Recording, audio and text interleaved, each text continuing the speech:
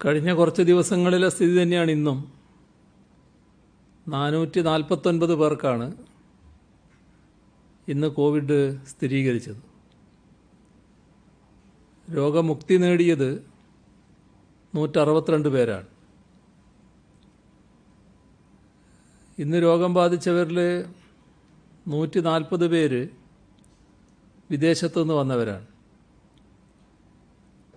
മറ്റ് സംസ്ഥാനങ്ങളിൽ നിന്ന് 64 പേരുണ്ട്. സമ്പർക്കം വഴി 144 ഉണ്ട്. ഉറവിടം അറിയാത്തവരായിട്ട് 18 പേരുണ്ട്. ആരോഗ്യ പ്രവർത്തകർ 5, DSC 10, BSF 1, Indo Tibetan border force 77, fire force 4, KSC 3. 2 മരണങ്ങളുണ്ടായി. കൊല്ലം ജില്ലയിലെ 74 വയസ്സുള്ള ത്യാഗരാജൻ, കണ്ണൂർ ജില്ലയിലെ 64 വയസ്സുള്ള ഐഷ, ഇവരാണ് മരണമടഞ്ഞത്. ത്യാഗരാജൻ്റെ കോവിഡ് ബാധ വെള്ളിയാഴ്ച സ്ഥിരീകരിച്ച പട്ടികയിലാണ്. ഈ രണ്ടുപേരുടെയും നിര്യാണത്തിൽ അനുശോചനം രേഖപ്പെടുത്തുന്നു. ഫലം പോസിറ്റീവായവരുടെ ജില്ല തിരിച്ചുള്ള കണക്ക്: ആലപ്പുഴ 119, തിരുവനന്തപുരം 63, മലപ്പുറം 47, പത്തനംതിട്ട 47, കണ്ണൂർ 44, കൊല്ലം 33, പാലക്കാട് 19, കോഴിക്കോട് 16, എറണാകുളം 15, വയനാട് 14, കോട്ടയം 10, തൃശ്ശൂർ 9, കാസർഗോഡ് 9, ഇടുക്കി 4. ഫലം നെഗറ്റീവായവരുടെ ജില്ല തിരിച്ചുള്ള കണക്ക്: തിരുവനന്തപുരം 3, കൊല്ലം 10, പത്തനംതിട്ട 2, ആലപ്പുഴ 7, കോട്ടയം 12, എറണാകുളം 12, തൃശ്ശൂർ 14, പാലക്കാട് 25,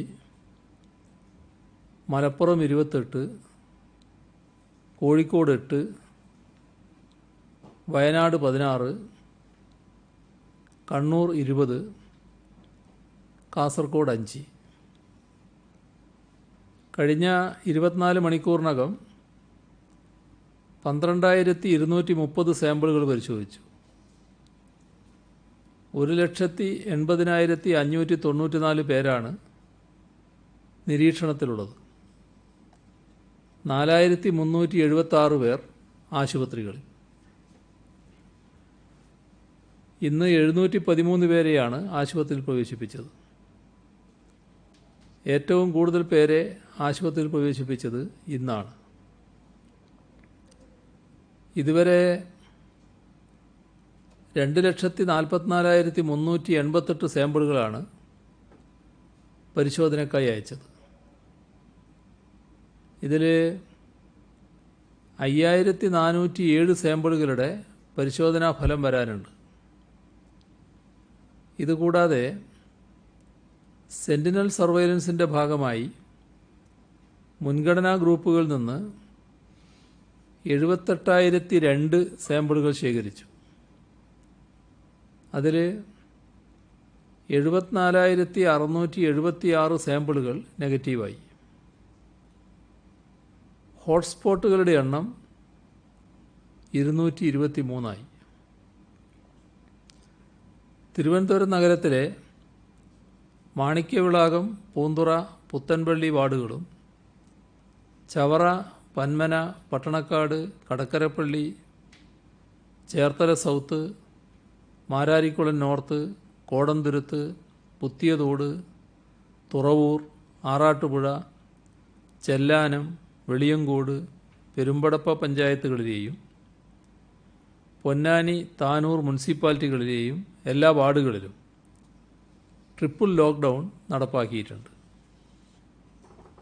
തീരപ്രദേശങ്ങളിലെ രോഗവ്യാപനം തടയാൻ പ്രത്യേക ആക്ഷൻ പ്ലാൻ തയ്യാറാക്കിയിട്ടുമുണ്ട്. സംസ്ഥാനത്ത് 2 ലാർജ് കമ്മ്യൂണിറ്റി ക്ലസ്റ്ററുകളടക്കം 51 ക്ലസ്റ്ററുകളാണ് ഇപ്പോഴുള്ളത്. ഇവിടങ്ങളിൽ സമ്പർക്കം, രോഗബാധ എന്നിവ കണ്ടെത്താനുള്ള ഊർജിത പ്രവർത്തനങ്ങൾ നടക്കുകയാണ്. റിവേഴ്സ് ക്വാറന്റൈനും ബോധവൽക്കരണവും ഊർജിതമായി നടപ്പാക്കുന്നുണ്ട്. ഫസ്റ്റ് ലൈൻ ട്രീറ്റ്മെൻറ്റ് സെൻ്ററുകൾ സ്ഥാപിച്ചും സമൂഹത്തിലെ വിവിധ മേഖലകളിലെ നേതാക്കളെ അടക്കം ഉൾപ്പെടുത്തിയും ജനങ്ങളുടെ സഹകരണം തേടിയും മികച്ച ക്വാറന്റൈൻ ഏർപ്പെടുത്തിയുമുള്ള സംയോജിത പരിപാടിയാണ് നടപ്പാക്കുന്നത്. രോഗവ്യാപനം വർദ്ധിക്കുന്ന സാഹചര്യത്തിൽ ജനകീയ പ്രതിരോധം തീർക്കാനാണ് എല്ലാ ഘട്ടത്തിലും നാം ശ്രമിച്ചത്. ഈ മഹാമാരിയെ അതിൻ്റേതായ ഗൗരവത്തിൽ ചിലർ കാണുന്നില്ല എന്ന പ്രശ്നമുണ്ട്. തദ്ദേശ സ്വയംഭരണ സ്ഥാപനങ്ങളാണ് പ്രവർത്തനങ്ങൾ നന്നായി മുന്നോട്ട് കൊണ്ടുപോകുന്നത്. തുടർച്ചയായ പ്രവർത്തനമായതിനാൽ ചില മേഖലകളിൽ മടുപ്പ് വരുന്നുണ്ട്. വളണ്ടിയർമാരുടെ കാര്യത്തിൽ അത് കാണാനാകുന്നുണ്ട്. അവരെല്ലാം പ്രോത്സാഹിപ്പിച്ച് നിർത്തേണ്ടതുണ്ട്. കൂടുതൽ വളണ്ടിയർമാരെ ഈ രംഗത്ത് ആവശ്യമുള്ള ഘട്ടമാണിത്. രോഗികളുടെ വർധനയുടെ തോത് ഇനിയും വർദ്ധിച്ചാൽ നാം വല്ലാതെ പ്രയാസപ്പെടും. റിവേഴ്സ് ക്വാറന്റൈൻ വേണ്ടവർക്ക് രോഗബാധ കൂടുതലുണ്ടായാൽ ICUവിൻ്റെയും വെന്റിലേറ്ററിൻ്റെയും മറ്റ് സൗകര്യങ്ങളുടെയും ആവശ്യകത കുതിച്ചുയരുന്ന സ്ഥിതിയാണുണ്ടാവുക. ആരോഗ്യവകുപ്പ് അതിനുള്ള സജ്ജീകരണങ്ങൾ ഒരുക്കുകയാണ്. ചികിത്സാകാര്യത്തിൽ ആരോഗ്യവകുപ്പിന് തദ്ദേശം, ദുരന്ത നിവാരണം, പോലീസ് അടക്കം എല്ലാ വകുപ്പുകളുടെയും പിന്തുണ ഉറപ്പാക്കും. രോഗമുക്തരായവരിൽ സന്നദ്ധതയുള്ളവരെ ആരോഗ്യ സന്ദേശ പ്രചാരകരായി ഉപയോഗിക്കും. ഫസ്റ്റ് ലൈൻ ട്രീറ്റ്മെൻറ്റ് സെൻ്ററുകൾ അടിയന്തര പ്രാധാന്യത്തോടെയാണ് സജ്ജീകരിക്കുന്നത്. ഇവിടങ്ങളിലേക്ക് ആവശ്യം വേണ്ട താൽക്കാലിക നിയമനം നടത്താൻ നടപടി സ്വീകരിക്കും. കഴിഞ്ഞ ദിവസം കൂടുതൽ സമയം പ്രതിപാദിച്ചത് തിരുവനന്തപുരം നഗരത്തിലെ തീരമേഖലയിലെ വിഷയങ്ങളായിരുന്നു. അവിടെ ആരോഗ്യ പ്രവർത്തകർക്കെതിരെ കുറേ ആളുകൾ തെരുവിലിറങ്ങിയതും ചർച്ച ചെയ്തു. ഇന്നലെ അവിടെ കണ്ട രംഗം മാധ്യമങ്ങൾ റിപ്പോർട്ട് ചെയ്തിട്ടുണ്ട്. പൂന്തുറയിൽ ആരോഗ്യ പ്രവർത്തകരെ പുഷ്പവൃഷ്ടി നടത്തി സ്വീകരിക്കുന്നതാണ് അത്. ചെറിയ തെറ്റിദ്ധാരണ കൊണ്ട് തെരുവിൽ ഇറങ്ങിയവർ പോലും യാഥാർത്ഥ്യം മനസ്സിലാക്കി കോവിഡ് പ്രതിരോധവുമായി സർവാത്മന സഹകരിക്കാൻ തയ്യാറായ ആ കാഴ്ച പൂന്തുറയിലെ ജനങ്ങളുടെ ഉയർന്ന ബോധത്തെയാണ് സൂചിപ്പിക്കുന്നത്. ആ ജനങ്ങളെ ഹാർദമായി അഭിവാദ്യം ചെയ്യുന്നു. കഴിഞ്ഞ ദിവസങ്ങളിൽ ആവർത്തിച്ച് പറഞ്ഞതുപോലെയാണ് സംസ്ഥാനത്ത് കോവിഡ്-19 ഉയർത്തുന്ന ഭീഷണി അത് കൂടുതൽ ശക്തമാവുകയാണ്. നമ്മൾ ഇതുവരെ പിന്തുടർന്ന പ്രതിരോധ പ്രവർത്തനങ്ങൾ ജനങ്ങളുടെ ആകെ സഹകരണത്തോടെ വിട്ടുവീഴ്ചയില്ലാതെ മുന്നോട്ട് കൊണ്ടുപോകാനായാൽ അതിന് തടയിടാൻ കഴിയും. അക്കാര്യത്തിൽ സംശയമില്ല. കേരളം ഇതുവരെ സ്വീകരിച്ച മാതൃക ഫലപ്രദമാണെന്നാണ് കണക്കുകൾ വ്യക്തമാക്കുന്നത്. ഇത്തരം പകർച്ചവ്യാധികൾക്കെതിരെയുള്ള പ്രവർത്തനങ്ങളുടെ ഫലപ്രാപ്തിയെ വിലയിരുത്തുന്നത് പ്രധാനമായും 4 സങ്കേതങ്ങൾ ഉപയോഗിച്ചാണ്. 1 മരണനിരക്ക്, 2 രോഗവ്യാപനം, 3 ടെസ്റ്റ് പര്യാപ്തത, 4 രോഗമുക്തി. ഇതിൽ കേരളത്തിലെ കോവിഡ് മരണനിരക്ക് പരിശോധിച്ചാൽ നമ്മുടെ പ്രവർത്തനങ്ങൾ എത്രത്തോളം മെച്ചപ്പെട്ടതാണ് എന്ന് മനസ്സിലാക്കാം. കേസ് ഫെറ്റാലിറ്റി റേറ്റ്, അതായത് 100 കേസുകളെടുത്താൽ എത്ര മരണമുണ്ടായി എന്ന കണക്ക്. ലോക ശരാശരി അത് 4.38%. ഇന്ത്യയിലെ ശരാശരി 2.67%. കർണാടകയിലെ കേസ് ഫെറ്റാലിറ്റി റേറ്റ് 1.77%. തമിഴ്നാട്ടിൻ്റേത് 1.42%. മഹാരാഷ്ട്രയുടേത് 4.16%. കേരളത്തിൻ്റെ കേസ് ഫെറ്റാലിറ്റി റേറ്റ് 0.39%. ഒരു ദിവസത്തിൽ എത്ര മരണങ്ങളുണ്ടായി എന്നതും പരിശോധിക്കാം. ജൂലൈ 12 കണക്കുകൾ പ്രകാരം ആ ദിവസം കർണാടകയിൽ മരണമടഞ്ഞത് 71 ആളുകളാണ്. തമിഴ്നാട്ടിൽ 68 പേർ ആ ദിവസം മരണപ്പെട്ടു. മഹാരാഷ്ട്രയിൽ 173 പേരുടെ ജീവനാണ് നഷ്ടപ്പെട്ടത്. കേരളത്തിൽ ആ ദിവസം ഉണ്ടായത് 2 മരണങ്ങളാണ്. 10 ലക്ഷത്തിൽ എത്ര പേർ മരിച്ചു, ഡെത്ത് പെർ മില്യൺ എന്ന മാനദണ്ഡമെടുത്താൽ കേരളത്തിലത് 0.9. ഇന്ത്യയിൽ 17.1 ഡെത്ത് പെർ മില്യൺ. കർണാടകയിൽ 11.3, തമിഴ്നാട്ടിൽ 27.2, മഹാരാഷ്ട്രയിൽ 94.2. അപ്പോൾ വളരെ മികച്ച രീതിയിൽ കോവിഡ് മരണങ്ങളെ നമുക്ക് തടയാൻ സാധിച്ചു.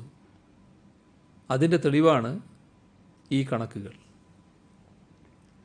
ഈ കണക്കുകൾ ഇവിടെ പറയുന്നത് എന്തെങ്കിലും മേന്മ തെളിയിക്കാനല്ല, മറിച്ച് കേരളത്തിൻ്റെ കോവിഡ് പ്രതിരോധ പ്രവർത്തനങ്ങളെക്കുറിച്ച് ചില കേന്ദ്രങ്ങൾ ബോധപൂർവം നടത്തുന്ന തെറ്റായ പ്രചരണങ്ങൾ തുറന്നു കാണിക്കാൻ വേണ്ടിയാണ്. ടെസ്റ്റുകൾ ആവശ്യത്തിന് ചെയ്യുന്നില്ല എന്നതാണ് ചിലർ ഉന്നയിക്കുന്ന മറ്റൊരു പരാതി. പലതവണ അതിനുള്ള മറുപടി കൃത്യമായി തന്നതാണ്.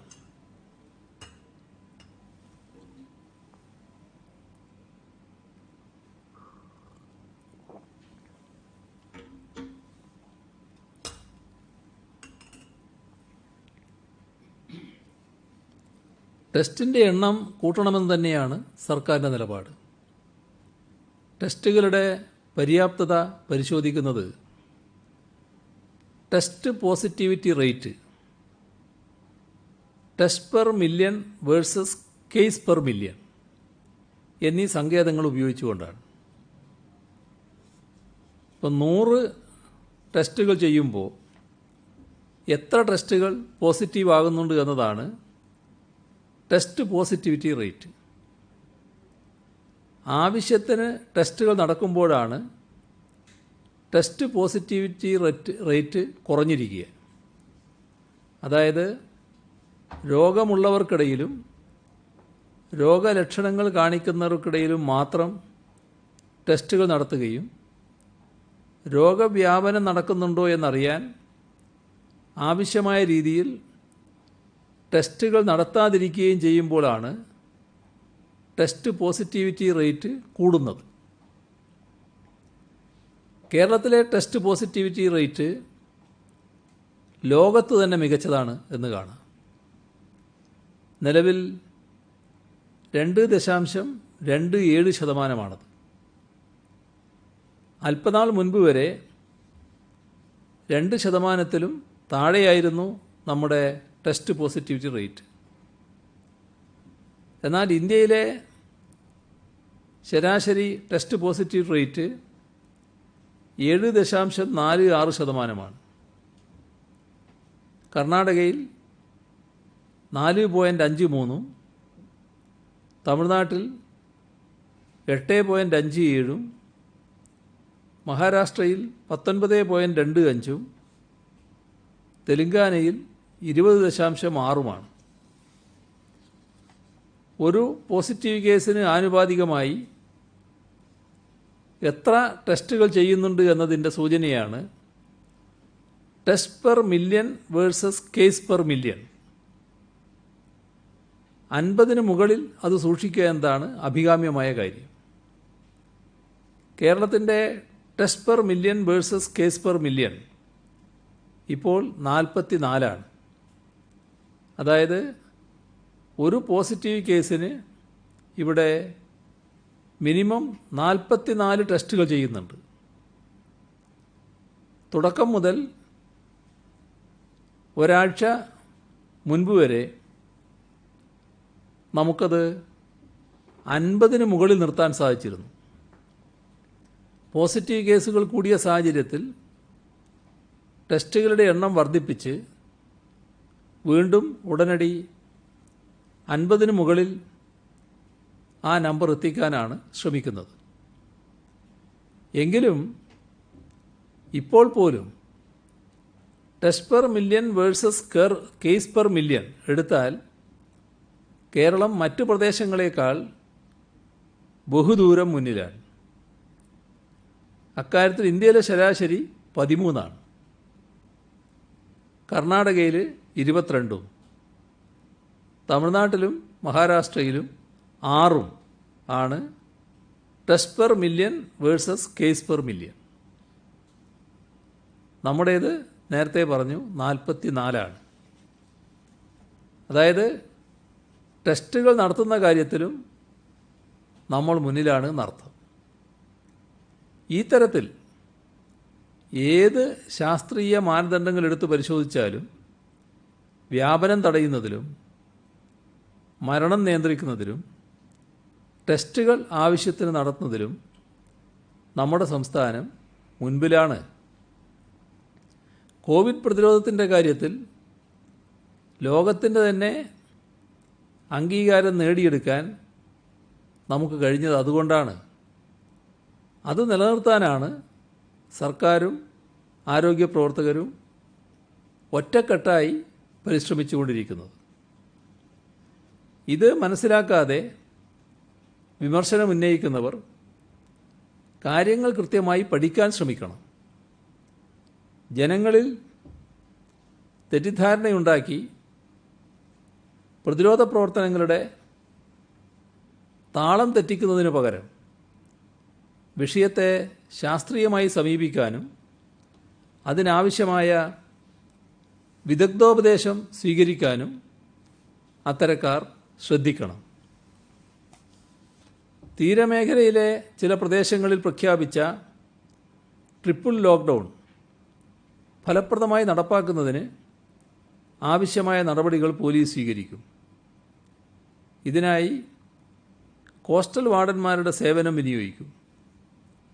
അവർക്കാവശ്യമായ സഹായം ലഭ്യമാക്കാൻ കടലോര ജാഗ്രതാ സമിതികൾക്ക് നിർദ്ദേശം നൽകിയിട്ടുണ്ട്. റേഷൻ വ്യാപാരികൾക്ക് കോവിഡ് പരിശോധന ഉറപ്പാക്കും. KSRTC ബസ്സുകൾ ട്രിപ്പുകൾ അവസാനിക്കുമ്പോൾ അണുവിമുക്തമാക്കുമെന്ന് ഉറപ്പാക്കാൻ നിർദ്ദേശം നൽകി. തിരിച്ചു പോകുന്ന പ്രവാസികൾക്ക് സർട്ടിഫിക്കറ്റ് നൽകാനുള്ള ക്രമീകരണം ചർച്ച ചെയ്ത് തീരുമാനിക്കും. ലോക്ക്ഡൗൺ ഇളവുകൾക്ക് ശേഷം കേരളത്തിലെത്തിയത് 5,60,234 പേരാണ്. മറ്റ് സംസ്ഥാനങ്ങളിൽ നിന്ന് 3,49,610 പേർ വന്നു.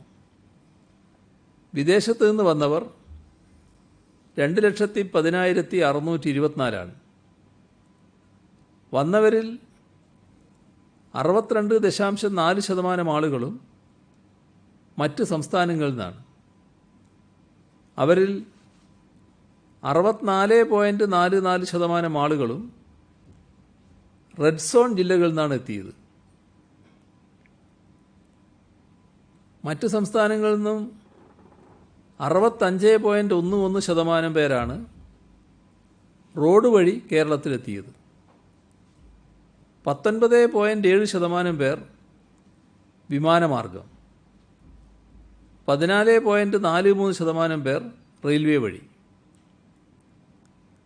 54 രാജ്യങ്ങളിൽ നിന്നായി 1187 വിമാനങ്ങളാണ് ഇതുവരെ വന്നത്. മാസ്ക് ധരിക്കാത്ത 5776 സംഭവങ്ങൾ സംസ്ഥാനത്ത് ഇന്ന് റിപ്പോർട്ട് ചെയ്തിട്ടുണ്ട്. ക്വാറന്റൈൻ ലംഘിച്ച 7 പേർക്കെതിരെ ഇന്ന് കേസ് രജിസ്റ്റർ ചെയ്തു. ദുരിതാശ്വാസ നിധിയിലേക്ക് കണ്ണൂർ ജില്ലയിലെ ക്രഷർ ക്വാറി അസോസിയേഷൻ 40 ലക്ഷം രൂപ നൽകി. കൊല്ലം കടപ്പാക്കട സ്പോർട്സ് ക്ലബ്ബ് ബിരിയാണി ഫെസ്റ്റിലൂടെ സമാഹരിച്ച 1,50,000 രൂപ നൽകി. AIYF ചെമ്മനാട് മേഖലാ കമ്മിറ്റി ബിരിയാണി ചലഞ്ചിലൂടെ സമാഹരിച്ച 56,000 രൂപ. N. ഉണ്ണികൃഷ്ണൻ സ്മാരക വായനശാല ബമ്മണാശ്ശേരി മയ്യിൽ 25,097 രൂപ. കാസർഗോഡ് കണിച്ചിറ ജനകീയ കൂട്ടായ്മ 25,000 രൂപ. ഇത്രയാണ് ഇന്ന് വിവരങ്ങൾ പങ്കുവെക്കാനുള്ളത്.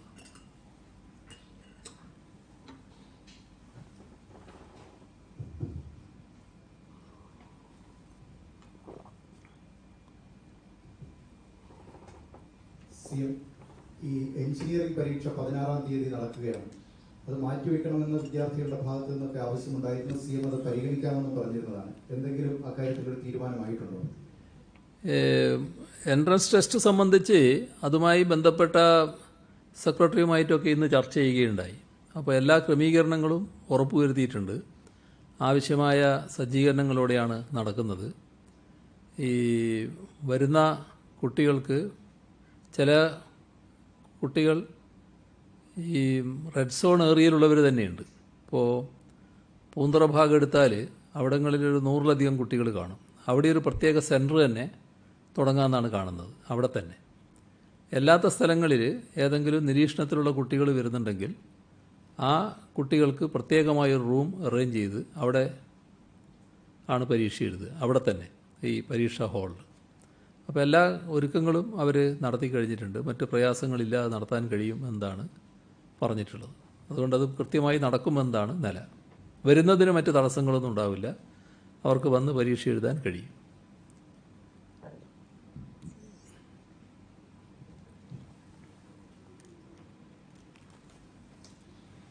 പുറത്തു നിന്ന് വരുന്ന ആൾക്കാരുടെ എണ്ണത്തെക്കാൾ കൂടുതലാണ്. നേരത്തെ നമുക്ക് അങ്ങനെയല്ലായിരുന്നു. പുറത്തു നിന്ന് വരുന്നവർക്കായിരുന്നു കൂടുതൽ രോഗം ബാധിച്ചുകൊണ്ടിരുന്നത്. പക്ഷേ കഴിഞ്ഞ 3-4 ദിവസമായിട്ട് സമ്പർക്കത്തിലൂടെയുള്ള രോഗബാധയാണ് കൂടുതൽ ഉണ്ടാകുന്നത്.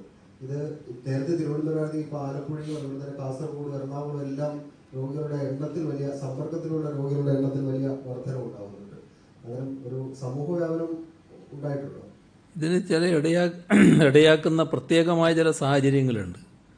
ഇപ്പോൾ ITBPയുടെ ക്യാമ്പുമായി ബന്ധപ്പെട്ട് അവിടെ നല്ല തോതിൽ രോഗബാധയുണ്ടായി.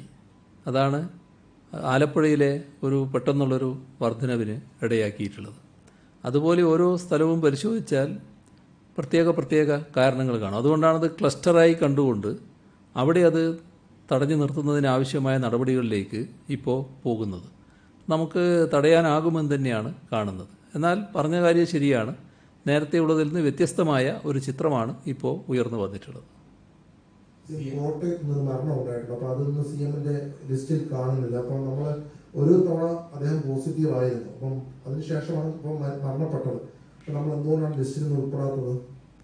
അതെന്താണെന്ന് പ്രത്യേകം ചോദിച്ചു പറയാം. പിന്നെ CM ഈ കോവിഡിന് അപ്പുറത്തേക്ക് ഇപ്പം വലിയൊരു വിവാദമായി വന്നത് ഈ സ്വർണ്ണക്കടത്ത് കേസാണ്. ഇന്നിപ്പോൾ പ്രതിപക്ഷം അതിൽ അങ്ങ് നേരത്തെ മറുപടി പറഞ്ഞത് ഇന്നിപ്പോൾ സർക്കാരിനെതിരെ അവിശ്വാസ പ്രമേയം കൊണ്ടുവരുമെന്നാണ് പറയുന്നത്. സ്പീക്കറെ മാറ്റാനുള്ള പ്രമേയം കൊണ്ടുവരുമെന്ന് ഏറ്റവും കടുത്ത ഒരു രാഷ്ട്രീയ തീരുമാനത്തിലേക്ക് പോകുന്നു. അവർ പറയുന്നത് രണ്ട് കാര്യമാണ്. ഒന്നിപ്പോൾ ആരോപണ വിധേയനായ അങ്ങയുടെ മുൻ പ്രിൻസിപ്പൽ സെക്രട്ടറിയെ നടപടി സ്വീകരിക്കുന്നില്ല, അങ്ങയുടെ ഓഫീസിനെ കുറിച്ചും അന്വേഷണം ഉൾപ്പെടുത്തണം, അന്വേഷണ പരിധി ഉൾപ്പെടുത്തണമെന്നീ ആവശ്യങ്ങൾ അങ്ങയുടെ രാജ്യവും ആവശ്യപ്പെടുന്നുണ്ട്. ആ രീതിയിലൊരു ശക്തമായ സമരത്തിലേക്ക് അവർ പോകുന്നു, അവിശ്വാസ പ്രമേയം ഉൾപ്പെടെ കൊണ്ടുവരുന്നത്.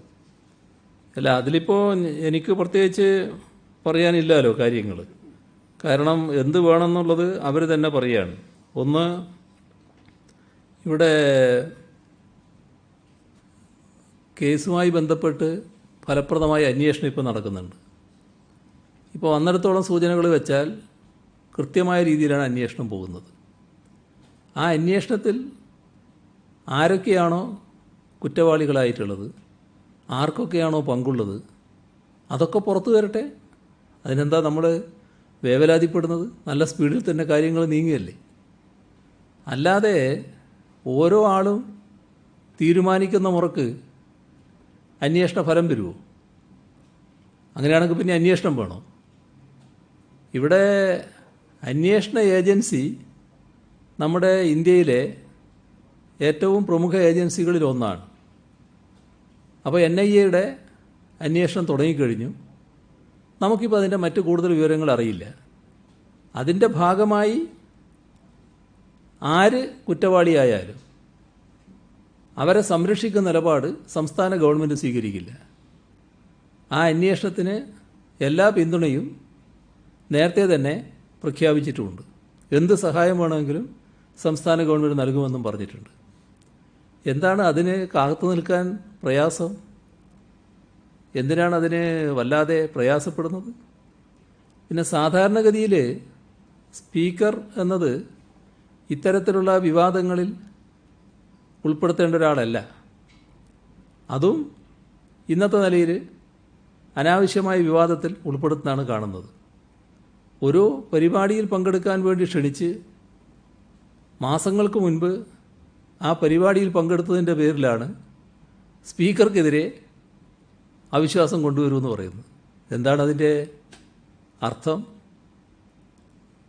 അന്ന് ഈ പറയുന്ന കൂട്ടർ ഇത്തരത്തിലൊരു സംഭവത്തിൽ പങ്കാളിയാകാൻ പോകുന്നവരാണെന്ന് ആർക്കും അറിയില്ല. ഏതെങ്കിലും തരത്തിലുള്ള വിവാദങ്ങളും ഉയർന്നു വന്നിട്ടില്ല. അപ്പോൾ വിവാദങ്ങളില്ലാത്ത ഒരു ഘട്ടത്തിൽ പങ്കെടുത്തതിന് അതിൻ്റെ മേലെ അവിശ്വാസം കൊണ്ടുവരുന്നതിന് സാധാരണഗതിയിൽ എന്തെങ്കിലും ന്യായമുണ്ടോ? അങ്ങനെ ആരെങ്കിലും ചെയ്യോ? അപ്പോൾ വിഷയദാരിദ്ര്യം ഉണ്ട് എന്നുള്ളത് കൊണ്ട് ഏതെങ്കിലും തരത്തിൽ എതിർക്കണം. അതിനുവേണ്ടി കണ്ടെത്തുന്ന മാർഗങ്ങളാണ്. ഇപ്പോൾ എൻ്റെ ഓഫീസുമായി ബന്ധപ്പെട്ട് എൻ്റെ ഓഫീസിൻ്റെ ഭാഗമായിരുന്ന ഒരാൾ അതിൽ ഈ വിവാദ വനിതയുമായി ബന്ധപ്പെട്ടു എന്നതിൻ്റെ മേലെയാണ് അദ്ദേഹത്തെ മാറ്റി നിർത്തുന്ന നിലപാട് സ്വീകരിച്ചത്. അത് UDFനാണെങ്കിൽ സ്വപ്നം കാണാൻ പറ്റുമായിരുന്നോ? UDF ആണെങ്കിൽ അങ്ങനെ ഒരു നിലപാട് സ്വീകരിക്കുമോ? പക്ഷേ ഇന്നത്തെ മുഖ്യമന്ത്രിയുടെ ഓഫീസുമായി ബന്ധപ്പെട്ട് അത്തരത്തിൽ വിവാദ ഒരു സ്ത്രീയുമായി ബന്ധപ്പെട്ട ഒരാൾ ഓഫീസിൻ്റെ ഭാഗമാകേണ്ടതില്ല എന്ന നിലപാടെടുത്തു. അതിനപ്പുറം കാര്യങ്ങൾ വരുന്നുണ്ടോ? അങ്ങനെ വരുന്നുണ്ടെങ്കിൽ ആ ഘട്ടത്തിൽ അതുമായി ബന്ധപ്പെട്ടുള്ള കർക്കശ നടപടിയിലേക്ക് നീങ്ങും, ഒരു സംശയവും വേണ്ട. അതല്ലേ സാധാരണ നിലക്ക് ചെയ്യാൻ സാധിക്കൂ. CMI ശിവശങ്കറിനെതിരെ നടപടിയെടുത്തു എന്ന് അങ്ങ് മാറ്റി നിർത്തി അങ്ങ് പറഞ്ഞു. പക്ഷേ UDF കാലത്ത് ഒരു ചരിത്രമുണ്ട്. അന്ന് സോളാർ കേസിൽ ടെനി ജോബൻ എന്ന അന്നത്തെ മുഖ്യമന്ത്രിയുടെ ക്ലർക്കായ ആൾക്കെതിരെ ആരോപണം വന്നപ്പോൾ അദ്ദേഹത്തെ അറസ്റ്റ് ചെയ്തു. ഈ സംഭവവുമായി ബന്ധപ്പെട്ട് അവിടെ നിന്ന് 2 പേരെ ഒഴിവാക്കി, അവർക്കെതിരെ കേസുണ്ടായിരുന്നു. എന്നാൽ M. ശിവശങ്കറിനെതിരെ ഈ നിമിഷം വരെ അത്തരത്തിലുള്ള അന്വേഷണം അങ്ങയുടെ വകുപ്പിൽ നിന്ന് പോലുമില്ല. മാത്രമല്ല, ഈ പറയുന്ന വിവാദ വനിതയെ പലർക്കും പരിചയപ്പെടുത്തി കൊടുത്തത് M. ശിവശങ്കറാണെന്ന കാര്യം അങ്ങയ്ക്ക് അന്വേഷിച്ചാലോ അല്ലെങ്കിൽ ആർക്കും ഇവിടെ അത്തരം ഒരു വിവരം ഇവിടെ ലഭ്യമാണ്. അപ്പോൾ എന്തുകൊണ്ടാണ് ശിവശങ്കറിനെതിരെ നടപടിയില്ലാത്തത്? അദ്ദേഹം ഇപ്പോഴും അവധിയിലാണ്, പൂർണ്ണ ശമ്പളം വാങ്ങുന്നു, അദ്ദേഹത്തിനെതിരെ സസ്പെൻഷൻ ഉണ്ടാകുമെന്ന് പറയുന്നു. പക്ഷേ ഇപ്പോൾ അത്തരം ഒരു നടപടിയും എടുത്തില്ല. എന്തുകൊണ്ടാണ് ഇത്തരത്തിൽ ശിവശങ്കറിനെ സംരക്ഷിക്കുന്ന ഒരു സമീപനം എടുക്കുന്നത്? ഇവിടെ ശിവശങ്കറിൻ്റെ കാര്യത്തിൽ കാണേണ്ടത്, ശിവശങ്കർ ഈ സ്ത്രീയുമായി ബന്ധപ്പെട്ടു എന്ന് കണ്ടതിൻ്റെ മേലെയാണ് മാറ്റി നിർത്തിയത്. അതിനപ്പുറം ഏതെങ്കിലും തരത്തിലുള്ളൊരു കാര്യം ഇന്ന് സർക്കാരിൻ്റെ ശ്രദ്ധയിലില്ല. ഒരു കാര്യം സർക്കാർ ഇപ്പോൾ തന്നെ ഏർപ്പാട് ചെയ്തിട്ടുണ്ട്. അത് ഈ നിയമനം, ഈ സ്ത്രീയെ നിയമിക്കാനിടയായ സാഹചര്യം അതെന്താണ്, അതിൻ്റെ ശരിതെറ്റെന്താണ്, ആ കാര്യം അന്വേഷിക്കുന്നതിന് ചീഫ് സെക്രട്ടറിയെയും ധനകാര്യ ACSനെയും ചുമതലപ്പെടുത്തിയിട്ടുണ്ട്. ആ അന്വേഷണത്തിൻ്റെ ഭാഗമായിട്ട് അതിലെന്തെങ്കിലും വീഴ്ചകളുണ്ടോ എന്നുള്ളത് വരട്ടെ. അല്ലാതെ ഓരോരുത്തരുടെയും സങ്കല്പത്തിനനുസരിച്ച് നടപടിയെടുക്കാൻ പറ്റുമോ? ഏതെങ്കിലും ഒരു തരത്തിൽ പ്രശ്നങ്ങൾ തെളിഞ്ഞു വരുമ്പോഴാണല്ലോ മറ്റ് നടപടികളുണ്ടെങ്കിൽ നടപടിയെടുക്കുക. ഇപ്പം അങ്ങനെയൊരു സംഭവം ഉണ്ടായിട്ടില്ല, അതുകൊണ്ട് നടപടിയിലേക്ക് പോയിട്ടില്ല. CM ഈ ശിവശങ്കർ എന്ന് പറയുന്നത് സാധാരണ മനുഷ്യരായിരുന്നില്ല. താങ്കൾ വിശ്വസിച്ച് ഒരുപാട് കാര്യങ്ങൾ ഏൽപ്പിച്ച പ്രിൻസിപ്പൽ സെക്രട്ടറി ആയിരുന്നു. ഒരുപാട് സുപ്രധാന വകുപ്പുകൾ അദ്ദേഹം കൈകാര്യം ചെയ്തു. അങ്ങനെയുള്ള ഒരു മനുഷ്യൻ ഇത്തരം ഒരു ഇടപാടിൽ പോയി പെട്ടത് താങ്കളോട് കൂടി കാണിച്ച ഒരു അനീതിയല്ലേ? അല്ല, നമ്മൾ കാണേണ്ടത് സാധാരണഗതിയിൽ ഇത്തരം ഒരു വിവാദ സ്ത്രീയുമായിട്ട് അദ്ദേഹം ബന്ധപ്പെടാൻ പാടില്ലായിരുന്നു. ആ ബന്ധപ്പെട്ടത് മനസ്സിലാക്കിയപ്പോൾ തന്നെ അദ്ദേഹത്തെ ഓഫീസിൽ നിന്ന് മാറ്റി നിർത്തി. അതാണല്ലോ ഞങ്ങൾക്ക് ചെയ്യാൻ കഴിയുന്ന കാര്യം. ഇന്ന് അദ്ദേഹം ഓഫീസിൻ്റെ ഭാഗമല്ല, അതല്ലേ വസ്തുത, അതല്ലേ നമ്മൾ കാണേണ്ടത്. CM ഇന്ന് പോലീസിലൊരു പരാതി IT ഇൻഫ്രാസ്ട്രക്ചർ ലിമിറ്റഡ് നൽകിയിട്ടുണ്ട്. അത് ഈ നിയമനവുമായി ബന്ധപ്പെട്ടാണ്, വ്യാജ സർട്ടിഫിക്കറ്റ് നൽകിയതുമായി ബന്ധപ്പെട്ടാണ്. അതിൽ ഈ നിയമനം നടത്തിയ പ്രൈസ് വാട്ടർ ഹൗസ് കൂപ്പേഴ്സിനെതിരെയും പരാതി നൽകിയിട്ടുണ്ട്. അങ്ങനെയെങ്കിൽ ഈ സർക്കാരിന്റെ, കാരണം സർക്കാരിനെ വഞ്ചിച്ചിരിക്കുകയാണ് ഈ സ്ഥാപനം, അങ്ങനെയെങ്കിൽ സർക്കാരിന്റെ മറ്റ് കൺസൾട്ടൻസികളിൽ നിന്ന് ഈ പ്രൈസ് വാട്ടർ ഹൗസ് കൂപ്പേഴ്സിനെ ഒഴിവാക്കുമോ? ആ കാര്യവും ഒരു അന്വേഷണത്തിന് ഇരിക്കുകയാണ്. അന്വേഷണത്തിൻ്റെ ഭാഗമായി കണ്ടെത്തുന്ന നിഗമനങ്ങളുടെ ഭാഗമായി എന്ത് നടപടിയും സ്വീകരിക്കും. അതാ ഞാൻ നേരത്തെ പറഞ്ഞതുപോലെ ഒരു തെറ്റ് ചെയ്തവരെയും സംരക്ഷിക്കാൻ ഈ സർക്കാർ ഉണ്ടാവില്ല. കർക്കശമായ നടപടിയിലേക്ക് തന്നെ നീങ്ങും. CM ഏതെങ്കിലും ഒരു സർക്കാർ ഉദ്യോഗസ്ഥൻ സർക്കാരിനെ വിമർശിച്ച് പോസ്റ്റ് ഇട്ടാൽ സസ്പെൻഡ് ചെയ്യും. ഏതെങ്കിലും ഒരു പോലീസുകാരൻ ഡ്യൂട്ടിയിൽ അല്ലെങ്കിൽ പോലും മദ്യപിച്ച് ബഹളമുണ്ടാക്കാൻ സസ്പെൻഡ് ചെയ്യും. ശിവശങ്കറിനെ സസ്പെൻഡ് ചെയ്യാതിരിക്കാനും അന്വേഷണം നടത്താതിരിക്കാനും അങ്ങേക്ക് എന്താണ് താല്പര്യം? ശിവശങ്കറിനെ സസ്പെൻഡ് ചെയ്യണമെങ്കിൽ സസ്പെൻഡ് ചെയ്യാൻ മാത്രമുള്ള കാരണങ്ങൾ വരണം. ഏത് കാരണത്തിനാണ് ഇപ്പോൾ സസ്പെൻഡ് ചെയ്യുക? അദ്ദേഹം ഒരു സ്ത്രീയുമായി ബന്ധപ്പെട്ടിരുന്നുവെന്ന് നാട്ടിൽ ചില പരാതികൾ ഉയർന്നിട്ടുണ്ട്, മാധ്യമങ്ങൾ റിപ്പോർട്ട് ചെയ്തിട്ടുണ്ട്. അതിൻ്റെ ഭാഗമായി തന്നെ അദ്ദേഹത്തെ ഓഫീസിൽ നിന്ന് മാറ്റി നിർത്തിയിട്ടുണ്ട്. മറ്റു പരാതികൾ ഏതെങ്കിലും ഉണ്ടെങ്കിൽ ആ പരാതികൾ ഒരു അന്വേഷണത്തിൻ്റെ ഭാഗമായി തെളിഞ്ഞു വരണ്ടേ? ആ അന്വേഷണത്തിൻ്റെ ഭാഗമായി തെളിഞ്ഞു വരട്ടെ എന്തെങ്കിലും ഉണ്ടെങ്കിൽ ആ ഘട്ടത്തിൽ നടപടികളെടുക്കും. നിങ്ങൾ അന്വേഷണത്തെ, ഇന്ന് ഫലപ്രദമായ അന്വേഷണം നടക്കുകയാണല്ലോ, ആ അന്വേഷണം നടക്കുമ്പോൾ ആ അന്വേഷണത്തെ മറ്റൊരു വഴിക്ക് വഴിതിരിച്ചു വിടാൻ ശ്രമിക്കണോ? അവരെ നമുക്ക് കുറച്ച് നാൾ വിശ്വസിച്ചൂടെ? എന്താണ് അന്വേഷണ രീതി എന്ന് നോക്കിക്കൂടെ? അതല്ലേ നോക്കേണ്ടത്, അതിനല്ലേ നമ്മൾ കാത്തു നിൽക്കേണ്ടത്. അങ്ങേക്ക് എത്ര വിശ്വാസമാണെങ്കിൽ എന്തിനാണ് സുപ്രധാന പോസ്റ്റിൽ 2 പോസ്റ്റുകൾ അദ്ദേഹത്തെ ഒഴിവാക്കിയത്? എൻ്റെ വിശ്വാസത്തിൻ്റെയോ വിശ്വാസക്കേടിൻ്റെയോ പ്രശ്നമല്ല ഇത്. നിങ്ങൾ കാണേണ്ടത് വസ്തുതകളുടെ അടിസ്ഥാനത്തിലായിരിക്കണം ഒരു സർക്കാർ നടപടിയെടുക്കുന്നത്. ആ വസ്തുതയുണ്ടോ എന്നുള്ളതാണ്. ഇവിടെ അദ്ദേഹത്തിൻ്റെ മേലെ ഇനിയുള്ള നടപടി എടുക്കണമെങ്കിൽ ആ നടപടിക്ക് വസ്തുതകൾ വേണം. ആ വസ്തുത നമ്മളെ ഏതെങ്കിലും ആളുകൾ പറയുന്നതല്ല, അന്വേഷണത്തിൻ്റെ ഭാഗമായി കണ്ടെത്തുന്ന കാര്യങ്ങളുടെ അടിസ്ഥാനത്തിലാണ്. അങ്ങനെ വന്നാൽ ഉറപ്പായി പറയുന്നു, ആരെയും സംരക്ഷിക്കില്ല, കടുത്ത നടപടിയും ഉണ്ടാവും. CM ഈ ഓൾ ഇന്ത്യ സർവീസ് ജീവനക്കാർക്ക്, പ്രത്യേകിച്ചും IAS ഉദ്യോഗസ്ഥർക്ക് ഈ എംബസി തലത്തിലുള്ള ജീവനക്കാരുമായി വ്യക്തിപരമായോ അല്ലെങ്കിൽ ഔദ്യോഗികമായോ കാര്യങ്ങൾക്ക് ഇടപഴകിയ അത് അവരുടെ ഉന്നത ഉദ്യോഗസ്ഥനെ അറിയിക്കണം, അല്ലെങ്കിൽ ഒന്നുകിൽ ചീഫ് സെക്രട്ടറി അല്ലെങ്കിൽ അങ്ങേ അറിയിക്കണം എന്നൊരു സ്റ്റാൻഡിംഗ് ഇൻസ്ട്രക്ഷൻ ഈ IAS ഉദ്യോഗസ്ഥരുടെ പെരുമാറ്റത്തിന്റെ ഭാഗമായിട്ടുണ്ട്. എന്തുകൊണ്ട് അപ്പോൾ ഇത്തരത്തിൽ ഈ നയതന്ത്ര ഉദ്യോഗസ്ഥരുമായി ബന്ധം ഉണ്ടാക്കിയ അല്ലെങ്കിൽ അത്തരം സൗഹൃദം തുടർന്നു വന്ന ഉദ്യോഗസ്ഥരെ നടപടിയെടുക്കാൻ അതൊരു മതിയായ ഗ്രൗണ്ട് അല്ലേ? നയതന്ത്ര ഉദ്യോഗസ്ഥ എന്ന നിലക്ക് അവർ പലരെയും ഇവിടെ ബന്ധപ്പെടും സാധാരണഗതിയിൽ. ആ ബന്ധപ്പെടുന്ന ഉദ്യോഗസ്ഥന്മാർ മുഴുവൻ അപ്പം തന്നെ മറ്റുള്ളവരുടെ അടുത്ത് റിപ്പോർട്ട് ചെയ്യല്ല ചെയ്യുക. അത് നയതന്ത്ര തലത്തിലുള്ള ഒരു ബന്ധപ്പെടൽ മാത്രമായിട്ടേ നിൽക്കൂ. ആ ബന്ധപ്പെടൽ സ്വാഭാവികമായി നടക്കും. വിവിധ ഉദ്യോഗസ്ഥന്മാരെ ബന്ധപ്പെട്ടിട്ടുണ്ടാവും. അത് നയതന്ത്ര തലത്തിലുള്ളൊരു ഉദ്യോഗസ്ഥ എന്ന നിലക്ക് നടക്കുന്ന കാര്യമാണ്. അങ്ങനെ നയതന്ത്ര തലത്തിലുള്ള ഏതെങ്കിലും ഉദ്യോഗസ്ഥ ഈ തരത്തിലാവുമെന്ന് ആരെങ്കിലും പ്രതീക്ഷിക്കുമോ? ഇന്ന് വന്നിട്ടുള്ളത് അതീവ ഗൗരവമായൊരു കാര്യമല്ലേ? അങ്ങനൊരു അവസ്ഥയിലേക്ക് ഒരു നയതന്ത്ര തലത്തിലുള്ള ഉദ്യോഗസ്ഥയോ ഉദ്യോഗസ്ഥനോ പോകുമെന്ന് ആരെങ്കിലും പ്രതീക്ഷിക്കുന്നതാണോ? അതല്ലേ വസ്തുത. NIA മാത്രം അന്വേഷിച്ചാൽ മതിയെന്നോ? അവർ ഈ രാജ്യദ്രോഹം, സ്വർണ്ണക്കടത്തൊക്കെ അന്വേഷിക്കുന്നു. അങ്ങിപ്പോ പറയുന്നു CS-ഉം ഫിനാൻസ് ACS-ഉം അന്വേഷിക്കുന്നു. ഈ സ്ത്രീ അങ്ങുകൂടി പങ്കെടുത്ത പരിപാടികൾ, സർക്കാരിന്റെ അഭിമാന പരിപാടികളായ സ്പേസ് പാർക്കിന്റെ കോൺക്ലേവിൽ ഉൾപ്പെടെ പങ്കെടുത്തു. അങ്ങനെ എല്ലാ തരത്തിലും പങ്കെടുത്തു.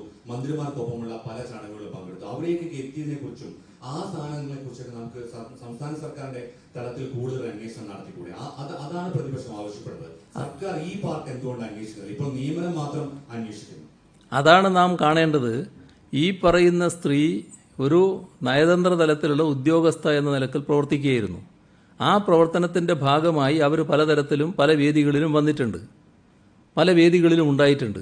ആ വേദികളിൽ ഉണ്ടായതിന് നമുക്കൊന്നും ചെയ്യാൻ കഴിയുന്നില്ല സാധാരണഗതിയിൽ. അത് സ്വാഭാവികമായിട്ടുണ്ടാകുന്ന ഒരു കാര്യമാണ്. അവരിങ്ങനെ ഈ തരത്തിൽ ഒരാളാണ് എന്ന് അന്നാരെങ്കിലും മനസ്സിലാക്കുന്നുണ്ടോ? ആർക്കെങ്കിലും മനസ്സിലാക്കാൻ കഴിയോ?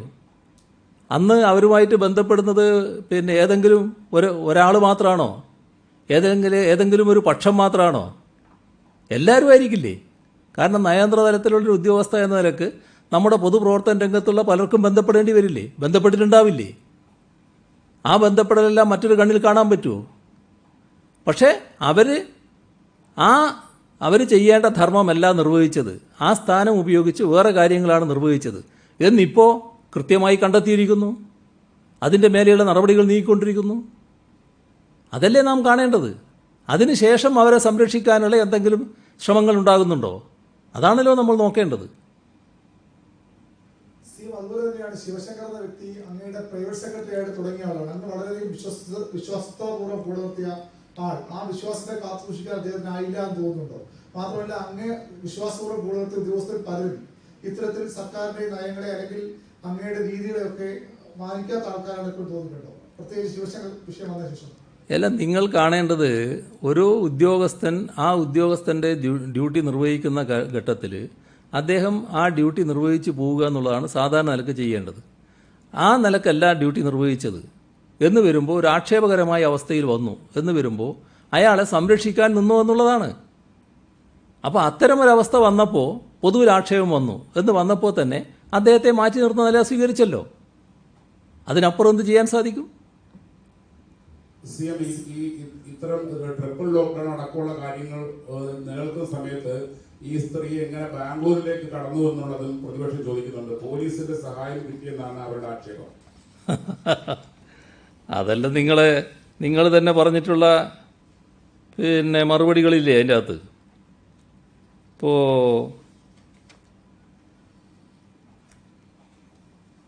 കുറേ ദിവസങ്ങളായി നിങ്ങൾ മാധ്യമങ്ങൾ നൽകുന്ന വാർത്തകളുണ്ടല്ലോ, അതിൽ തന്നെയുള്ള ഉത്തരം, ആ വാർത്തകളിൽ തന്നെ അതിനുള്ള ഉത്തരവുണ്ട്. ഇപ്പം ഇതൊന്നും നിങ്ങൾക്കറിയാത്തതുകൊണ്ട് ചോദിക്കുന്നതാണെന്ന് ഞാൻ കരുതുന്നില്ല. ഇപ്പം ജൂലൈ 6 ഒരു പ്രമുഖ മാധ്യമം നൽകിയ വാർത്ത, അത് ഞാൻ ഉദ്ധരിക്കാം. ആ വാർത്തയാണ് ഉദ്ധരിക്കുന്നത്, എൻ്റെ വാചകമല്ല. സ്വപ്ന മുങ്ങിയത് 2 ദിവസം മുൻപ്. റെയ്ഡിൽ നിർണായക ദൃശ്യങ്ങൾ. ഇതായിരുന്നു തലക്കെട്ട്. തിരുവനന്തപുരത്തെ ഫ്ലാറ്റിൽ നിന്ന് സ്വപ്ന സുരേഷ് മുങ്ങിയത് 2 ദിവസം മുൻപ്. 2 ദിവസം മുൻപ് സ്വപ്ന ഫ്ലാറ്റിൽ നിന്ന് പോകുന്നതിൻ്റെ CCTV ദൃശ്യങ്ങൾ ലഭിച്ചു. ഇത് ഞാൻ പറയുന്നതല്ല, നിങ്ങളുടെ തന്നെ വാർത്തയാണ്. തിരുവനന്തപുരം നഗരത്തിൽ ലോക്ക്ഡൗൺ നടപ്പിലാക്കിയത് 6-ാം തീയതിയാണ്. അതിനും 2 ദിവസം മുൻപ് ഈ പറയുന്ന വനിത നഗരം വിട്ടു എന്ന് നിങ്ങൾ തന്നെ സാക്ഷ്യപ്പെടുത്തുന്നു. അതിൽ കൂടുതൽ എന്ത് വിശദീകരണമാണ് അതിന് വേണ്ടത്? കോവിഡിൻ്റെ കാലത്ത് എങ്ങനെയാണ് അതിർത്തി വിട്ടു പോയത് എന്താണ് മറ്റൊരു സംശയം. അതിനുള്ള മറുപടിയും മാധ്യമങ്ങൾ തന്നെ കൃത്യമായി പറഞ്ഞിട്ടുണ്ട്. ഒരു പ്രധാന മാധ്യമം സംപ്രേഷണം ചെയ്ത വാർത്ത, അതും ഞാൻ ഉദ്ധരിക്കുക. കേരളത്തിൽ നിന്നും ഒരാൾക്ക് മറ്റ് സംസ്ഥാനങ്ങളിലേക്ക് പോകണമെങ്കിൽ കേരളത്തിൻ്റെ ജാഗ്രതാ പോർട്ടലിൽ രജിസ്റ്റർ ചെയ്യേണ്ട ആവശ്യമില്ല. മറിച്ച് ഏത് സംസ്ഥാനത്തേക്കാണോ പോകേണ്ടത് അവിടെയുള്ള നടപടിക്രമങ്ങളാണ് പാലിക്കേണ്ടത്. കേരള അതിർത്തി കടക്കുന്നതുവരെ മറ്റു പരിശോധനകളൊന്നും സാധാരണ നിലയിൽ ഉണ്ടാകാറില്ല. സേവാ സിന്ധു ആപ്പിൽ രജിസ്റ്റർ ചെയ്യുകയും അതിൻ്റെ സാക്ഷ്യപത്രം കയ്യിൽ വെക്കുകയുമാണ് കർണാടകം ഇപ്പോൾ വെച്ചിരിക്കുന്ന നിബന്ധന. ഈ സാക്ഷ്യപത്രമുള്ളവർക്ക് കർണാടകത്തിലോട്ട് പോകാൻ കഴിയും. ഇതും എൻ്റെ വാചകങ്ങളല്ല, ഒരു മാധ്യമം കൊടുത്ത റിപ്പോർട്ടിൻ്റെ ഉദ്ധരണിയാണ്. അതായത് നിങ്ങൾക്ക് തന്നെ ബോധ്യമുണ്ട് എന്താണ് കാര്യങ്ങളെന്ന്. നിങ്ങളുടെ കയ്യിൽ തന്നെ നേരത്തെ ചോദിച്ചതിനുള്ള മറുപടിയുമുണ്ട്. ലോക്ക്ഡൗൺ ഇളവ് വരുത്തിക്കൊണ്ട് കേന്ദ്രം പുറപ്പെടുവിച്ച ഉത്തരവ് പ്രകാരമാണ് അതിർത്തി മേഖലയിലെ പരിശോധന ഒഴിവാക്കപ്പെട്ടത്. കേരളത്തിലേക്ക് വരുന്നവരുടെ വിവരങ്ങൾ സ്വാഭാവികമായും ഇവിടെ ശേഖരിക്കുന്നുണ്ട്. അത് കോവിഡ് പ്രതിരോധത്തിൻ്റെ ഭാഗമാണ്. അതേ നില മറ്റ് സംസ്ഥാനങ്ങൾ പിന്തുടരണമെന്ന് നമുക്ക് നിഷ്കർഷിക്കാനാവില്ല. അവിടെ രജിസ്റ്റർ ചെയ്തിട്ടുണ്ടോ, എന്ത് വിവരങ്ങളാണ് കൊടുത്തത് എന്നൊക്കെ അവരോട് ചോദിച്ചാലേ പറയാൻ പറ്റൂ. ഏതായാലും ഇപ്പോൾ അവർ അന്വേഷണ ഏജൻസിയുടെ പിടിയിലായിട്ടുണ്ട്. അന്വേഷണ ഏജൻസി മറ്റു കാര്യങ്ങളൊക്കെ കണ്ടെത്തുമെന്ന് തന്നെയാണ് പ്രതീക്ഷിക്കുന്നത്. വേറെ കാര്യങ്ങൾ, താങ്കൾ ഈ മുഖ്യമന്ത്രിയാവുന്നതിന് തലേ ദിവസം AK സെന്ററിൽ നടത്തിയ വാർത്താ സമ്മേളനത്തിൽ ഒരു കാര്യം പറഞ്ഞു. ചില അവതാരങ്ങളെ ശ്രദ്ധിച്ചിരിക്കണം, പല രൂപത്തിലും അവതാരങ്ങൾ വരും. 4 വർഷം കഴിയുമ്പോൾ ഇത്തരം ഒരു നയതന്ത്ര അവതാരം വന്നത് കാണാതെ പോയത് താങ്കളുടെ ഓഫീസിന്റെയും ഇന്റലിജൻസിന്റെയും ഒരു ജാഗ്രത കുറവായിട്ട് കാണാൻ പറ്റുമോ? നയതന്ത്ര അവതാരത്തിൻ്റെ കാര്യമല്ല ഞാനന്ന് പറഞ്ഞത്. അത് ഞാൻ പറഞ്ഞ അവതാരം മറ്റൊരു ഭാഗത്താണ്. ഈ നയതന്ത്ര മേഖലയിലുള്ള കാര്യങ്ങൾ നിരീക്ഷിക്കുന്നത് യഥാർത്ഥത്തിൽ ഇന്ത്യ ഗവൺമെൻറ്റിൻ്റെ ഏജൻസികളടക്കമാണല്ലോ, സംസ്ഥാനം മാത്രമല്ലല്ലോ. നയതന്ത്ര മേഖലയ്ക്ക് എപ്പോഴും അവരുടേതായ സംരക്ഷണമുണ്ട്, നമുക്കെല്ലാവർക്കും അറിയാലോ. ആ സംരക്ഷണത്തോടെയാണ് അവർ കഴിയുന്നത്. എന്നാൽ ഇത്തരം ആളുകൾക്ക് സംരക്ഷണമുണ്ട് എന്നല്ല ഞാൻ പറഞ്ഞു വരുന്നത്. അപ്പോൾ ഒരു പ്രത്യേക മേഖലയാണത്. ആ പ്രത്യേക മേഖലയിൽ ഉണ്ടാകുമ്പോൾ സ്വാഭാവികമായും അതുമായി ബന്ധപ്പെട്ട് ഉന്നത ഏജൻസികളാണ് എന്തെങ്കിലും നിരീക്ഷണം നടത്തണമെങ്കിൽ നിരീക്ഷണം നടത്തുക. ഇവിടെ അവരെ സംബന്ധിച്ച് ഈ സംഭവങ്ങൾ റിപ്പോർട്ട് ചെയ്യപ്പെടുന്നതിന് അതിൻ്റെ കുറച്ച് നാൾ മുൻപ് വരെ മറ്റു തരത്തിലുള്ള പരിശോധനകളൊന്നും ഉണ്ടായതായി എൻ്റെ ശ്രദ്ധയിലില്ല.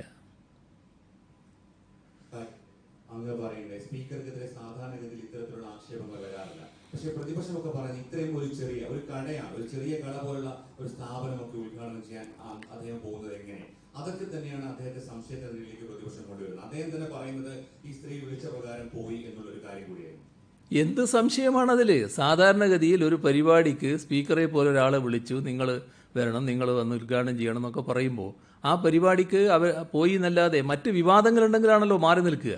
ഏതെങ്കിലും തരത്തിലുള്ള ഈ ഒരു പൊതുസമൂഹത്തിന് ചേരാത്തവരാണ് ആ പരിപാടിയിൽ പങ്കെടുക്കാൻ പാടില്ല, നിങ്ങളതിൽ പോകാൻ പാടില്ല എന്നൊക്കെയുള്ള തരത്തിൽ ഏതെങ്കിലും തരത്തിൽ വിലയിരുത്തുന്നുണ്ടെങ്കിലാണല്ലോ പോകാതിരിക്കുക. അന്ന് സ്വാഭാവികമായി പോയൊരു കാര്യമല്ലേ? എന്തെങ്കിലും വിവാദം അന്ന് നിലനിൽക്കുന്നുണ്ടോ? മാസങ്ങൾക്ക് മുൻപുള്ളൊരു കാര്യമല്ലേ? അത് മനസ്സിലാക്കാൻ കഴിയാത്തത് എന്തുകൊണ്ടാണ്? CM NIA അന്വേഷിക്കുന്നത് സ്വർണ്ണക്കടത്ത് കേസാണ്. M ശിവശങ്കർ അങ്ങയുടെ സെക്രട്ടറി ആയിട്ടിരുന്ന അങ്ങയുടെ ഓഫീസിനെ ദുരുപയോഗം ചെയ്തിട്ടില്ല എന്ന് അങ്ങക്ക് 100% ഉറപ്പുണ്ടോ? ഇതാണ് ഞാൻ പറഞ്ഞത്. അതുമായി ബന്ധപ്പെട്ട് ചില കാര്യങ്ങളെക്കുറിച്ചുള്ള അന്വേഷണം നടക്കുന്നുണ്ട്. ആ അന്വേഷണം നടക്കട്ടെ, അതുമായി ബന്ധപ്പെട്ടുള്ള വിവരങ്ങൾ വരട്ടെ. അതോടൊപ്പം തന്നെ ഈ നിയമനവുമായി ബന്ധപ്പെട്ട് അത് പറഞ്ഞിട്ടുള്ള കാര്യങ്ങൾ, ഏത് സർട്ടിഫിക്കറ്റ് വ്യാജമാണെന്നുള്ള കാര്യം, അതുമായി ബന്ധപ്പെട്ടുള്ള അന്വേഷണവും ഇപ്പോൾ ആരംഭിച്ചിട്ടുണ്ട്. അപ്പോൾ ഓരോ അന്വേഷണത്തിൻ്റെയും ഫലമായി ചില കാര്യങ്ങൾ പുറത്തു വരുന്നുണ്ടെങ്കിൽ ആ പുറത്തു വരുന്ന കാര്യങ്ങൾ വെച്ചുള്ള നിലപാടുകൾ എടുക്കും. അതല്ലേ സ്വാഭാവികമായിട്ടുള്ളത്. ഇത്തരമൊരു അവതാരമുണ്ട്, അല്ലെങ്കിൽ ഇങ്ങനൊരു ഷെയ്ഡി ക്യാരക്ടർ മന്ത്രിമാരുടെ, അങ്ങയുടെ ഓഫീസ് അടക്കം മന്ത്രിമാരുടെ ഓഫീസിൽ കയറിയിറങ്ങുന്നു, ഇവർക്ക് ഉന്നത ഉദ്യോഗസ്ഥരുമായിട്ട് അങ്ങയുടെ IT സെക്രട്ടറിക്ക് അടക്കം ബന്ധമുണ്ട് എന്ന വിവരം ഏതെങ്കിലും ഘട്ടത്തിൽ സംസ്ഥാനത്ത് അങ്ങയുടെ കീഴിലുള്ള ഇന്റലിജൻസ് സംവിധാനങ്ങൾ, സ്പെഷ്യൽ ബ്രാഞ്ച് സംവിധാനങ്ങൾ അങ്ങേക്ക് ഏതെങ്കിലും ഘട്ടത്തിൽ റിപ്പോർട്ട് വന്നിരുന്നോ, അല്ലെങ്കിൽ അവിടെ അത്തരത്തിൽ വീഴ്ച ഉണ്ടായോ? ഒരു ഘട്ടത്തിലും അത്തരം റിപ്പോർട്ട് ഉണ്ടായിട്ടില്ല. അവര് ഈ പറയുന്ന കോൺസുലേറ്റ് ജനറലിന്റെ കൂടെയാണ് വന്നിട്ടുണ്ടെങ്കിൽ എല്ലാ സമയത്തും വന്നിട്ടുള്ളത്. അത് മനസ്സിലാക്കണം. കോൺസുലേറ്റ് ജനറലിന്റെ കൂടെ വരുന്നതിൽ സാധാരണഗതിയിൽ ഒരപാകതയും പറയാൻ കഴിയില്ല. ഇതാരാ നിങ്ങളുടെ കൂടെ വരുന്നതെന്ന് നമ്മൾക്ക് ചോദിക്കേണ്ട കാര്യമുണ്ടോ? അപ്പോൾ അതിൻ്റെ അതായ പരിരക്ഷയോടുകൂടിയാണ് അവർ കാര്യങ്ങൾ നീക്കിയിട്ടുള്ളത്. അങ്ങയുടെ ഈ പുതിയ വിവാദങ്ങളുടെ പശ്ചാത്തലത്തിൽ അങ്ങയുടെ പ്രൈവറ്റ് സെക്രട്ടറി ആയിട്ട് നേരത്തെ ഉണ്ടായിരുന്ന MV ജയരാജൻ വരുന്നെന്നും മറ്റു ചില അഴിച്ചുപണികൾ ഓഫീസിലുണ്ടെന്നും ഒക്കെ ഇങ്ങനെയുള്ള ചില ഓൺലൈൻ മാധ്യമങ്ങളിലൊക്കെ വാർത്തയുണ്ട്. ഇതിനകത്ത് വലിയ അടിസ്ഥാനമുണ്ടോ? നിങ്ങൾ വാർത്തകളുടെ പിന്നാലെ പോയാൽ ഇങ്ങനെയുള്ള അബദ്ധങ്ങളിലേക്ക് എത്തും. ഇപ്പോൾ ഒരഴിച്ചുപണിക്കും ഓഫീസിലേക്ക് പോകുന്നില്ല. ആകെ അഴിച്ചുപണി നടന്നു കഴിഞ്ഞു. അത് ശിവശങ്കർ പോയി കഴിഞ്ഞു. ശിവശങ്കറിന് പകരം ഇപ്പോൾ അവിടെ ചാർജിൽ മീർ മുഹമ്മദ് വന്നിട്ടുമുണ്ട്. അതോടെ ആ കാര്യം പരിഹരിക്കപ്പെട്ടു. NIA അന്വേഷണങ്ങളുടെ ചരിത്രം കേരളത്തിന് മുന്നിൽ പല ഘട്ടങ്ങളിലും ഉണ്ടായിട്ടുണ്ട്. CPM അടക്കമുള്ള പ്രസ്ഥാനങ്ങൾ അതിനെതിരെ രംഗത്ത് വരികയും ചെയ്തിട്ടുണ്ട്. NIA അന്വേഷണത്തെ സംസ്ഥാന സർക്കാരിന് അത്രയും വിശ്വാസമാണ്. കാരണം പല ആരോപണങ്ങൾ NIA-യുമായി ബന്ധപ്പെട്ട അന്വേഷണങ്ങൾ പല ഘട്ടങ്ങളിലും ഉയർന്നു വരികയുണ്ട്. അത്രയും വിശ്വാസമാണ് NIA-യുടെ അന്വേഷണത്തിൽ. NIA ഇപ്പോൾ അന്വേഷിച്ചപ്പോൾ കണ്ടെത്തിയ കാര്യം എന്താ? നിങ്ങൾ വാദിച്ച് ആരെയാണ് സംരക്ഷിക്കാൻ പോകുന്നത്? ഞാൻ നിങ്ങളെ ആരെയും കുറ്റം പറയാൻ വേണ്ടി പറയല്ല കേട്ടോ. പക്ഷേ എങ്ങോട്ടാണ് പോകുന്നത് എന്ന് നിങ്ങൾ മനസ്സിലാക്കണം. ഇപ്പോൾ NIA പറഞ്ഞ കാര്യങ്ങൾ നിങ്ങൾ റിപ്പോർട്ട് ചെയ്തത്, എനിക്ക് റിപ്പോർട്ടൊന്നുമില്ല, നിങ്ങളെ റിപ്പോർട്ട് ആശ്രയിച്ച് ഞാൻ പറയാണ്. നിങ്ങൾ റിപ്പോർട്ട് ചെയ്ത കാര്യം തന്നെ വന്നത് ഈ NIA കണ്ടെത്തുന്നത് ഈ പണം തീവ്രവാദ ബന്ധത്തിന് വേണ്ടി പോയി എന്നാണ്, തീവ്രവാദികളുടെ കൈകളിലേക്ക് പോയി എന്നാണ്. അപ്പോൾ അന്വേഷണം വേറൊരു വഴിക്ക് നീങ്ങുന്നു എന്നാണ് കാണിക്കുന്നത്. മാത്രമല്ല, നേരത്തെയുള്ള സംഭവങ്ങൾ കൂടി അന്വേഷിക്കുമ്പോൾ ഈ കള്ളക്കടത്തുമായി ബന്ധപ്പെട്ട് ഒരുപാട് കാര്യങ്ങൾ പുറത്തു വരാൻ പോവുകയാണ്. നമ്മൾ അതിലല്ലേ ഊന്നേണ്ടത്? ആ കാര്യങ്ങൾ പുറത്തു വരേണ്ടതല്ലേ? അങ്ങനെ ഒരു നമ്മുടെ നാട്ടിലേക്കുള്ള സാധാരണഗതിയിലുള്ള സമ്പദ് വ്യവസ്ഥയെ ഏറ്റവും കൂടുതൽ പ്രതികൂലമായി ബാധിക്കത്തക്ക രീതിയിലുള്ള ഇടപെടലുകളിലൂടെ തീവ്രവാദ ശക്തികൾക്ക് പ്രോത്സാഹനമായി മാറുന്ന സംഭവങ്ങൾ ഉണ്ടാകുന്നുവെങ്കിൽ അത് പുറത്തു വരണ്ടേ? മാത്രമല്ല, ഇതുമായി ബന്ധപ്പെട്ട് ആരൊക്കെ ഈ തെറ്റ് ചെയ്തിട്ടുണ്ട് അവർ നിയമത്തിൻ്റെ കരങ്ങളിൽ പെടണ്ടേ? NIA ആ വഴിക്ക് പോകുന്നുണ്ടെങ്കിൽ എന്തിനാണ് പരോക്ഷമായി അതിനെ നമ്മൾ എതിർക്കാൻ പുറപ്പെടുന്നത്? അതൊരു ശരിയായ രീതിയാണോ? അപ്പോൾ അതാണ് ഞാൻ പറഞ്ഞത്, അവരന്വേഷിക്കട്ടെ. കുറച്ച് നാൾ അന്വേഷിക്കുമ്പോൾ നമുക്ക് മനസ്സിലാവുമല്ലോ ശരിയായ രീതിയിലാണോ ശരിയായ രീതിയിലല്ലേ എന്ന്. അന്ന് നിങ്ങളുടെ വിലയിരുത്തലിൻ്റെ ഭാഗമായിട്ട് നിങ്ങൾക്ക് വിലയിരുത്താലോ. ഇപ്പം തന്നെ എന്തിനാണൊരു മുൻവിധിയോടെ സമീപിക്കുന്നു?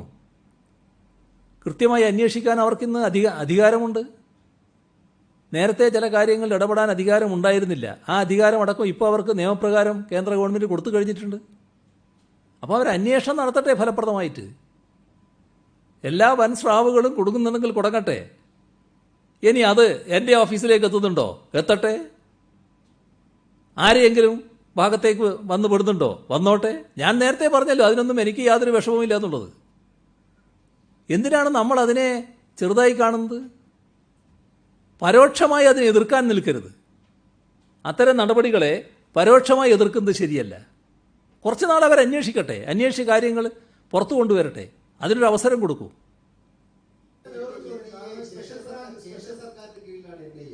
രാഷ്ട്രീയപരമായി BJP അതിനെ ദുരുപയോഗം ചെയ്യും, അല്ലെങ്കിൽ രാഷ്ട്രീയപരമായിട്ടുള്ള ആ വിഷയത്തിലേക്ക് അത് എത്താൻ സാധ്യതയുണ്ടെന്ന് കാണുന്നുണ്ട്. അങ്ങനെ ആശങ്കയുണ്ടോ? അതങ്ങനെ വരുമ്പോൾ അതേ രീതിയിൽ നമുക്കതിനെ കാണാലോ. നമ്മളെന്തിനാണ് ഇപ്പോൾ അത് മുൻവിധിയോടെ പറയുന്നു? നിങ്ങളിത് രാഷ്ട്രീയമായിട്ടാണ് എടുക്കാൻ പോകുന്നത് എന്ന് എന്തിനാണ് ഇപ്പോൾ പറയുന്നത്? അങ്ങനെ ഒരു നിലയിലേക്ക് കാര്യങ്ങൾ മാറുന്നുണ്ടെങ്കിൽ അപ്പോൾ നിങ്ങൾക്കത് ചൂണ്ടിക്കാണിക്കാമല്ലോ. അപ്പോൾ പറയേണ്ട കാര്യങ്ങൾ എനിക്കും പറയാലോ. ഇപ്പോൾ നാം ചെയ്യേണ്ടത് എന്താ? അവരന്വേഷണം തുടങ്ങിയിരിക്കുന്നു. ആ അന്വേഷണത്തിന് ആവശ്യമായ എല്ലാ സഹായവും പിന്തുണയും ചെയ്തു കൊടുക്കുക. എല്ലാ കുറ്റവാളികളും പുറത്തു വരട്ടെ. ഏതെല്ലാം വമ്പന്മാരാണ്, കൊമ്പന്മാരാണ്, അവരെല്ലാം പുറത്തു വരട്ടെ. എന്തിനാണ് അതിന് നമ്മൾ ബേജാറാവുന്നത്?